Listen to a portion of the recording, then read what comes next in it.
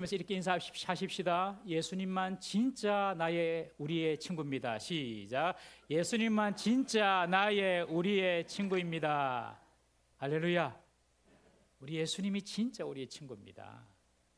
너무 세상 친구 의지하지 마세요. 그것은 그예요. 진짜 우리가 의지할 수 있는 분은 예수님. 우리 찬양처럼 우리가 요단강을 건너가고 마지막 호흡을 내뱉는 그 순간에도 우리가 의지할 수 있는 이름이 예수님입니다. 할렐루야. 이것을 알고 우리가 하나님의 백성이 되고 믿음을 생활하는 것이 얼마나 큰 복입니까, 여러분? 정말로 여러분들은 복받은 분들이에요. 정말. 다시 한번 인사하실까? 옆에 분에게 당신은 정말 복받은 사람입니다. 시작. 당신은 정말 복받은 사람입니다. 할렐루야. 예. 우리가 로마서를 보고 있습니다. 이 로마서는 믿음으로 구원 얻는 도리인 이신덕의 혹은 이신칭의 그 교리를 아주 명쾌하게 잘 설명을 하고 있습니다. 오직 믿음으로 죄 용서 받아 구원에 이르고 믿음으로 하나님으로부터 의롭다고 인정받는 교리가 바로 이 이신덕의 혹은 이신칭의라는 로마서에 나타난 교리입니다. 구원이 인간의 노력이나 인간의 선행이나 인간의 공로에 기인한 것이 아니라는 것이죠. 전적으로 구원은 하나님의 주권적인 의지와 하나님의 선택에 달려 있음을 전제하고 있습니다. 여러분, 우리가 조금 더 거룩하게 산다고, 우리가 조금 더 헌신하고 봉사한다고 구원이 이루어지는 것이 아닙니다. 그래서 오늘 30절에 보시면 미리 정하신 그들을 또한 부르시고, 주님께서 미리 정했어요. 그냥 우리가 태어나기도 전에 미리 정하셨어요. 그리고 부르신 그들을 의롭다 하시고, 의롭다고 그렇게 불러주시는 거예요. 그리고 그들을 영화롭게 하셨다. 우리 주님 마지막 재림하실 때 우리 몸을 다 영화롭게 해 주신다는 것입니다. 여러분, 우리를 구원하시기 전에 주님께서 이미 우리를 미리 정하셨습니다. 우리를 구원하기로. 너무 놀랍지 않습니까, 여러분? 이것이 가능하나? 아직 태어나지도 않았는데, 예, 주님께는요 시간, 공간 이것이 제약이 되지 않습니다, 여러분. 주님은 시간을 초월하신 분이거든요. 그러니 우리가 생기기도 전에 주님께서 우리를 선택하셨어요. 이것이 맞는 겁니다.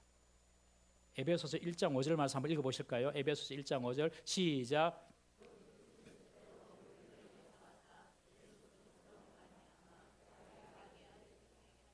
우리를 예정하셨대요. 미리 정하셨대요.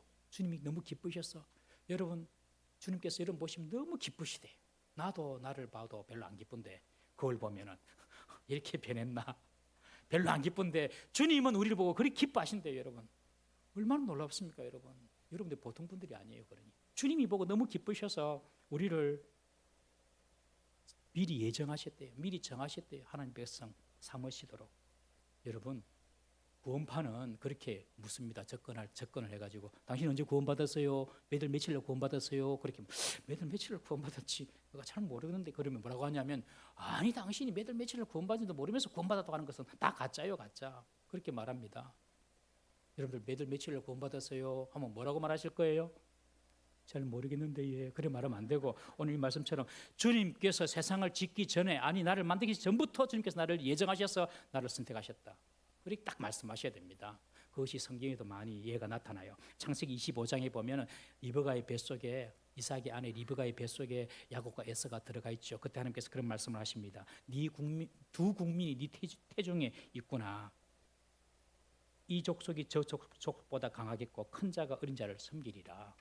이미 하나님께서 에서가 야곱을 섬기기로 딱 정하셨어요. 선지자 예레미야도 보시면 예레미야 1장 5절에 선지자 예레미야를 부를 때 그렇게 말씀하십니다. 내가 너를 모태에 짓기 전에 너를 알았고, 예레미야에게 내가 너를 모태에서 짓기 전에 내가 너를 알았다. 내가 배에서 나오기 전에 내가 너를 구별했다, 성별했다. 그렇게 말씀하시는 거예요. 다윗도 마찬가지입니다. 시편 139편 16절에 보면 다윗이 그렇게 고백합니다. 내 형질이 이루어지기 전에 주의 눈이 나를 보셨으며. 놀랍지 않습니까, 여러분? 내가 어머니 몸속에서, 어머니 뱃속에서 형질이 이루어지기 전에 주님께서 나를 보셨다. 여러분, 우리는요, 주님께서 우리가 창조되기 전부터 우리를 미리 예정하사 하나님 백성으로 불러주신 줄 믿으시기를 바랍니다. 딱 이 믿음이 있어야 돼요. 여러분, 사람이 태어날 때부터 차별이 시작되거든요. 사람은 태어날 때부터 차별이 돼요. 인종적인 차별, 성별의 차별, 빈부의 차별. 여러분, 다 대한민국에서 태어나셨는데 여러분들 백인으로 태어나고 싶으세요? 흑인으로 태어나고 싶으세요? 백인은 잘 모르겠는데 흑인은 좀 아닌 것 같아요. 흑인은 왜냐하면 지금 그런 편견 속에 있잖아요, 여러분들.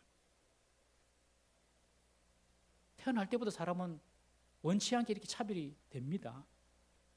인류 역사상 평등이 가장 보편화된 오늘날에도 어느 나라에 태어나느냐, 어떤 부모 밑에 태어났냐가 사람의 삶을 이렇게 차별시키는 경우가 많습니다. 여러분 북한에 나셨으면 어쩔 뻔했어요. 옆에 분에게 인사하죠. 참 다행이다. 시작. 참 다행이다. 저는 한 번씩 그거 생각하면 그냥 깜짝깜짝 놀라요. 북한에 태어났으면 어쩔 뻔했지. 참 다행이에요. 그것만으로도 우리는 감사해야 됩니다. 여러분, 사람이 태어나는 순간부터 차별이 되는 겁니다, 여러분.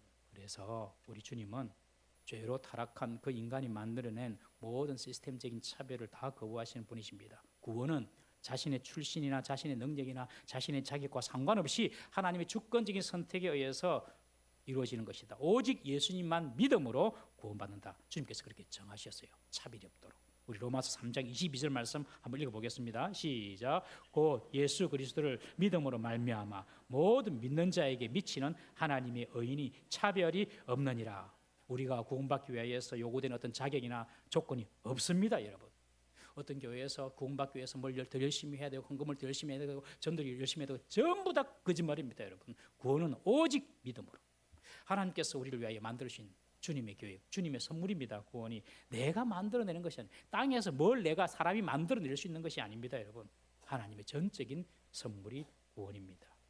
그래서 오늘 30절에 보면 미리 정하시고 예정하시고 우리를 부르셔서 복음을 듣고 주님께로 갑니다, 여러분. 우리가 오순절 전도를 하고 있는데 지금 7주 동안 오순절 전도하거든요. 그런 거 알고 계십니까? 하고 있는지. 그런 거 하나 이런 생각하신 분 오늘 집에 가서 회개하셔야 돼요. 오늘 점심 밥 먹을 때 한 숟갈 적게 드십시오. 회개하셔야 돼요. 회개. 지금 교회에서 오순절 전도까지 지금 7주 동안 부활절부터 지금 오순절 성령 강림 전까지 우리 전도하고 있거든요. 오후 예배 때 한 번도 안 나오신 분들은 나오세요. 전도하십시오. 주님 기뻐하신 일입니다. 주님 기뻐하신 일을 하셔야죠. 맞습니까? 전도하면요 세상에 있는 거 다 없어져요. 정말로. 전도하면 주님께서 또 내가 해야 될 일을 도와주세요. 정호산 집사님이 계시는데 성가대 정호산 집사님이 그렇게 말씀하셨다. 목사님 작년에 제가 처음 전도했습니다. 그러더라고요. 맞습니까? 예, 미안합니다. 이름을 거명을 해서 자, 까먹으세요. 정호산 집사님의 이름을 다 까먹으세요. 까먹고 제가 그냥 제 이야기만 들으세요. 그래 작년에 이제 우리 50일 전도할 때 처음 목사님 처음 전도 나가서 이렇게 전도하는 거 처음 해봤습니다. 그러더라고요. 전도라 오로독 전도하시는데 며칠 전에 그런 간증을 하세요. 어머님이 예수를 안 믿으셨는데 어머니 멀리 떨어져 사시는데 어머님이 그 주위 사람들 전도해가지고 교회 나가서 학습까지 받았답니다. 할렐루야. 제가 그거 보고 너무 뭘 느꼈냐면은 우리가 전도하면 내가 전도해야 될 그 사람을 주님께서 또 그 주위 사람을 보내주셔가지고 전도시켜 주는 거나. 여러분 하나님의 일에는 절대로 공짜가 없습니다. 내가 하나님 위해서 뭔가 헌신하고 뭔가 하면요 하나님께서 다 이렇게 또 채워주십니다. 정말입니다. 그걸 믿으셔야 되죠. 오순절 전도할 때 전도가 안 된다. 사람들 잘 받지도 않고 몇 사람 교회 오냐 그런 거 생각할 필요 없어요. 우리는 전도하는 이유는 뭐냐면 구원받지 못할 자를 찾는 것이 아니라 구원받을 자를 우리는 찾는 겁니다. 그러니까 걱정하지 마세요. 그냥 순종하고 나가서 전도 주시면 되는 거예요. 우리 어떤 분은 지난주일날 우리 교회 당신의 집에 이렇게 전도지 온 거 보고 우리 교회 지난주 등록하신 분도 계세요. 여러분들 그러니 그냥 전도는 순종입니다. 그냥 하면 되는 거예요. 결과는 주님 손에 맡기는 거고요. 주님께서 우리를 통하여 복음을 전하게 하시면 주님께서 미리 예정하신 사람은 그냥 듣고 오는 거예요. 그냥 그것이 바로 듣고 와서 주님께서 칭의 어렵다고 불러주시고 그리고 결국 영광스러운 몸을 우리를 변화시켜 줍니다. 이 영광스러운 몸으로 변화되는 이 영화의 단계는요 우리 예수님께서 재림하실 때 우리가 다 호련히 다 갑자기 순간적으로 변화됩니다. 우리 몸이 놀랍죠. 그런 일이 일어납니다. 그런데 그 예수님께서 오기 전까지 그 전까지 우리가 이 땅에 살고 있는데 그때까지는 어떤 과정이냐 바로 성화의 과정입니다. 우리가 주님의 형상을 계속 닮아가는 그런 성화의 과정 우리는 이 땅에서 살아가는 것입니다. 그것이 바로 하나님께서 우리를 택하시고 부르신 목적입니다. 하나님께서 우리를 부르신 목적 그것은 바로 우리가 이 땅에서 잘 먹고 잘 살고 유명해지고 떵떵거리고 사는 것이 아닙니다. 여러분 우리가 예수님을 구주로 믿고 하나님 말씀대로 살면 이 땅에서도 기본적인 복은 다 받아요. 여러분 예수님 믿고 하나님 말씀대로 살면 그냥 세상 욕심 별로 없잖아요. 그냥 말씀대로 살면 이 땅에서도 기본적인 복은 다 받습니다. 그러나 세상에서 받는 우리가 누리는 복은요 사실은 액세서리에 불과합니다.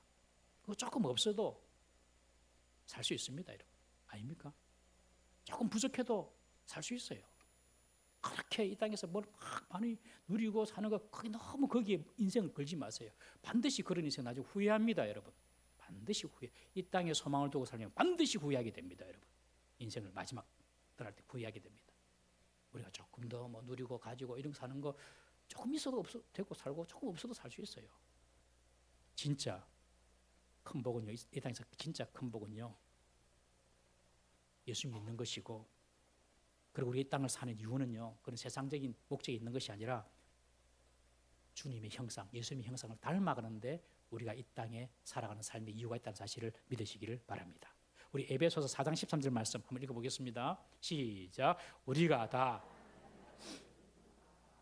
하나가 되어 온전한 사람을 이루어 그리스도의 장성한 분량이 충만한 데까지 이르리니, 우리가 하나님의 아들 예수를 믿고 또 알고, 그래서 결국에 그리스도의 장성한 분량, 그리스도처럼 충만한 데까지 우리가 이르도록 하는 것이 이 땅에 사는 목적이라는 것이죠. 그 내용이 오늘 본문 29절에 나옵니다. 29절에 보면 그 아들의 형상을 본받게 하려 하심이니라. 그리고 예수님께서 우리의 맏형님이 되시고 그리고 하나님의 맏아들이 되신다라고 말씀하십니다. 여러분, 우리가 구원받은 것은요 하나님의 아들 예수님의 형상을 본받기 위한 목적인 줄 믿으시기를 바랍니다. 그래서 우리가 이 땅을 살아가는 이 과정에서 성령님께서 우리가 비록 부분적이고 그리고 우리가 완전하게 영화의 단계까지는 아닐지라도 우리를 이렇게 점진적으로 주님을 본받게 하시는 그런 사역, 성화의 사역을 성령님께서 도와주시는 것입니다. 성령께서 그렇게 주님을 닮도록 우리를 도와주십니다. 그것을 성화라고 하죠. 여러분, 성화의 과정이 없는 사람은요 영화, 예수님께서 오실 때 변화되는 그 영화의 과정도 없습니다. 하나님께서 택하시고 부르신 사람은요 반드시 이 땅에서 성령의 인도하심으로 성화의 과정을 거치게 되어 있습니다. 여러분, 과거보다 지금 주님 더 사랑하시죠? 예, 그게 정상입니다. 그게 변화됐다는 거예요. 성화됐다는 거예요. 과거보다 지금이 조금 더 죄 좀 덜 짓지요? 예, 아멘 해야 됩니다. 예, 과거에도 많이 지었지만, 물론 지금도 많이 짓고 있지만 조금씩 변화되는 그것이 성화의 과정입니다. 그거 다 성령께서 하시는 거예요. 성령께서 우리를 도와주셔서 주님을 닮는 형상으로 만들어 가시는 겁니다. 그것이 우리를 부르신 구원의 목적입니다, 여러분. 성령께서 어떻게 우리를 도우시는가 세 가지로 살펴봅니다. 첫 번째는요, 오늘 본문에 보면 성령은 우리의 연약함을 도우신다. 우리의 약함을 도우신다. 여러분, 성령의 첫 번째 사역이 무엇이냐면 우리가 예수님을 구주로 고백할 수 있는 믿음의 사역입니다. 성령의 첫 번째 사역은 병 고치고 방언하고 그런 게 아니고, 성령의 첫 번째 사역은 우리가 예수님을 나의 구주로 믿게 만드는 믿음의 사역입니다. 믿음의 사역. 그것이 성령의 첫 번째 사역이고, 그 믿음의 그 순간 이후부터는 성령은 우리를 끊임없이 도와주십니다. 우리의 약함을 도와주십니다. 여기 보면 우리의 연약함을 도와주신다라는 이 표현, 이 돕는다라는 이 표현은요 맞잡아 주신다 이런 표현입니다. 이 표현은 언제 사용되냐면 어린 아기가 이제 걸음마를 배웁니다. 걸음마를 배우기 시작할 때 부모가 그 아이 이렇게 손을 붙잡고 이렇게 맞잡아 주는 거, 걸음마 하면서 그 아이의 손을 맞잡아 주는 거, 이것이 바로 오늘 본문에 나타나 있는 연약함을 도와준다라는 표현입니다. 아이가 걸음마를 배우다가 쓰러져요. 다시 못 걸어요. 그런다고 절대로 부모가 아이를 정죄하지 않습니다. 다시 일어나봐, 다시 힘내봐, 다시 걸어봐, 그렇게 격려해 주시오. 우리의 연약함을 사탄 마귀는 정죄하고 판단하지만요 주님은 절대로 우리의 연약함을 판단하고 정죄하지 않습니다. 여러분, 우리 인생에서 우리가 넘어지고 좌절하고 포기하려 할 때 있었지 않습니까? 그때 성령님께서 우리 손을 딱 붙잡아 주셨고 그리고 지켜주셨고, 그래서 오늘 우리가 이곳에서 예배하고 있는 것입니다. 다시 시작해봐, 다시 일어나봐, 다시 걸어봐. 주님께서 우리의 연약함을 도와주시는 겁니다. 성령님을 보혜사라고 하지 않아요? 보혜사, 이 말은 헬라어로 파라클레토스라는 말인데 이 말의 의미는요 곁에서 나를 지켜주시고 도와주시고 위로해 주시는 분이시다, 그런 뜻입니다. 우리 성령님이 우리 곁에서 나를 위로해 주시고 나를 지켜주시는 분이십니다. 아주 유명한 이야기가 있지 않아요? 모래밭에 난 발자국 이야기, 아주 유명한 영화인데 어떤 사람이 너무 힘이 들고 너무 고난에 지쳐서 잠이 들었습니다. 그런데 꿈을 꾸는데 그 꿈에 자기가 해변가를 걷고 있어요. 해변가를 걷고 있는데 이렇게 뒤를 보니까 발자국이 4개예요. 직감적으로 깨닫습니다. 발자국 2개는 내 발자국, 2개는 예수님의 발자국. 직감적으로 깨달아요. 그래서 쭉 가는데 어느 순간 보니까 발자국 2개가 없어지고 2개만 남는 거예요. 그런데 그때를 자세히 보니 자기가 정말 곤고하고 힘들고 어려운 그때에, 정말로 힘들 그때에 발자국 2개만 있는 거예요. 그래서 예수님께 항의합니다. 예수님, 내가 정말 힘들 때에 왜 예수님 나를 떠나셨어요? 그런 예수님께서 하시는 말씀이 그 발자국, 네 발자국이 아니라 내 발자국이다. 네가 너무 힘들고 어려워하니까 내가 너를 안고 걸어간 그 순간이었다. 여러분, 우리가 고난의 길을 걸어갈 때에 성령님께서 우리와 동행하시고 우리에게 힘주시고 우리를 유리해 주시기 때문에 오늘 우리가 그래도 고난을 견디고 이곳에서 예배할 수 있음을 믿으시기를 바랍니다. 성령은요, 우리의 연약함을 도와주십니다. 그리고 우리가 하나님의 형상을 담도록 우리를 이끌어가 주십니다. 두 번째로 성령은요, 말할 수 없는 탄식함으로 우리를 위하여 친히 간구하십니다. 여러분, 기도 우리가 하는 줄 알았는데 성령님이 우리를 위해서 기도해 주세요. 이것이 얼마나 놀라운 일이며 대단한 특권입니까? 옆에 분에게 다시 한번 축복합시다. 걱정하지 마세요. 성령께서 당신을 위해서 기도하십니다. 시작. 걱정하지 마세요. 성령께서 당신을 위해서 기도하십니다. 제 말이 아니라 이 성경 말씀이 있잖아요. 여러분. 성령께서 우리를 위하여 기도하신다. 탄식함으로. 놀랍죠, 여러분들? 우리가 기도 잘 못해도 성령께서 기도해 주십니다. 때때로 우리가 고난의 한가운데 있을 때 내 삶이 흔들릴 때에 기도하려고 해도 무엇을 위해서 기도해야 될지 모르고 기도조차 할 말이 안 나와서 방황할 때가 있지 않습니까, 여러분? 그런데 그때도 성령은 우리를 위하여 기도하십니다. 우리 누가복음 22장 31절 32절 말씀 한번 다 같이 읽어보겠습니다. 시작. 시몬아 시몬아 보라, 사단이 너희를 밀가부르듯 하려고 요구하였으나 그러나 내가 너를 위하여 내 믿음이 떨어지지 않기를 기도하였노니 너는 돌이킨 후에 내 형제를 굳게 하라. 십자가를 앞두고 예수님께서 베드로가 3번 부인할 것을 다 미리 아시고 베드로에게 하신 말씀이에요. 사탄이 너희들을 그냥 너희 믿음이 떨어뜨리게 하려고 밀가부르듯 공격한다. 그러나 베드로야, 내가 너를 위하여 기도했다. 너는 돌이킨 후에, 이 말은 네가 나중에 죄짓고 회개하고 난 후에 돌아와서 네 형제를 굳건하게 해주라. 베드로가 예수님을 3번이나 배신하지 않습니까? 그러나 가룟유다처럼 극단적인 선택을 하지 않습니다. 그 이유는 무엇입니까? 예수님께서 베드로의 믿음을 지키도록 기도해 주셨기 때문에 그렇습니다. 여러분, 극심한 고난을 통과하면서 믿음을 잃지 않고 그래도 믿음을 지키고 살아가는 이유는 성령님께서 기도해 주셨기 때문에 그런 줄 믿으시기를 바랍니다. 우리 주위에도 보면 정말로 극심한 고난과 고통을 당하신 분이 계시잖아요. 저는 그런 생각, 내 같으면 다 때려치우고 모르겠다 이렇게 할 것 같은데 그래도 믿음의 자리를 지키고 다 믿음을 지키는 그런 성도님을 보면 정말로 대단하다 생각이 들면서 저분을 위하여 성령께서 기도해 주셨기 때문에 저 고난의 터널을 통과하고 계셨구나. 여러분, 성령께서 우리를 위하여 기도하셨으므로 우리가 고난도 이기고 앞으로도 이겨낼 줄로 믿습니다. 또 성령께서 우리를 위하여 기도하시는데요. 우리는 보통 기도할 때에 내 욕심 따라서 내 정욕 따라서 구할 때가 많지 않습니까? 그 기도가 잘못되면 성령께서 이렇게 기도를 수정시켜 주십니다. 여러분, 지금까지 여러분들이 기도한 대로 다 응답받았다면 그것이 꼭 축복된 결과라고 확신할 수 있겠습니까, 여러분? 내 기도대로 다 응답받았다면 그렇지 않죠, 여러분. 내가 무엇을 위해서 기도해야 할지, 내 삶이 어떻게 해야지 하나님이 원하시는 삶으로 만들어질지, 내 인격이 어떻게 예수님의 형상으로 빚어질지 나는 모릅니다. 그러나 우리 성령님은 다 아십니다. 내가 나를 아는 것 이상으로 나를 아시는 분이 성령님이십니다. 나의 과거를 아시고 내 현재를 아시고 내 미래를 아십니다. 그리고 무엇이 내게 가장 최선인가 그것을 주님께서 아시고 나의 진정한 필요를 위해서 성령께서 나를 위하여 지금도 하나님 앞에 기도하고 계심을 믿으시기를 바랍니다. 내 삶에 험결이 있고 죄악과 나의 잘못된 판단과 선택 과거에 있었지만 오늘 우리가 주님 안에서 여기까지 버티고 서 있는 이유가 바로 성령님의 기도 때문이었습니다. 주님께서는 지금도 친히 우리를 위하여 기도하심으로 우리가 주님의 형상을 닮아가도록 주님께서 만드십니다.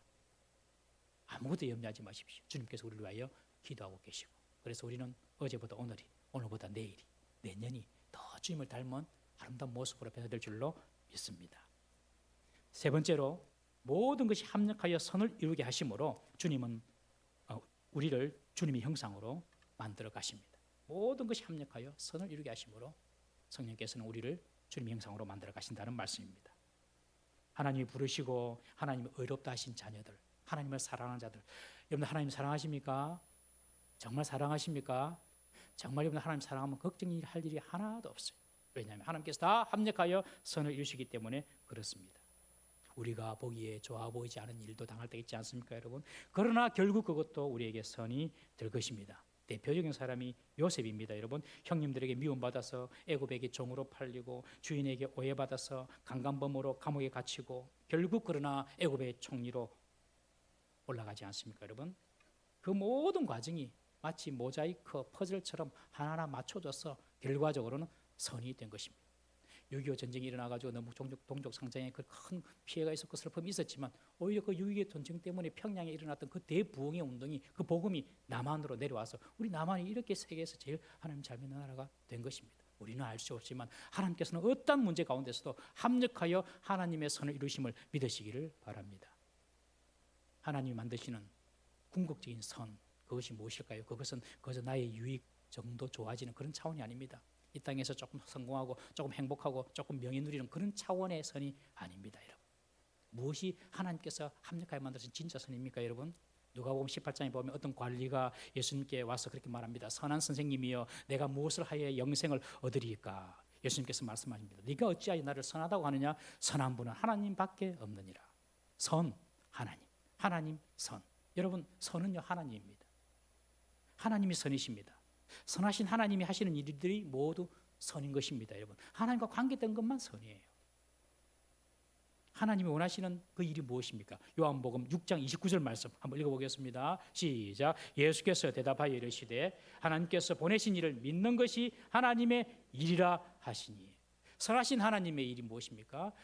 하나님께서 보내신 이 예수님입니다. 예수를 믿는 것이 하나님의 일입니다. 여러분, 믿음이 하나님의 일입니다.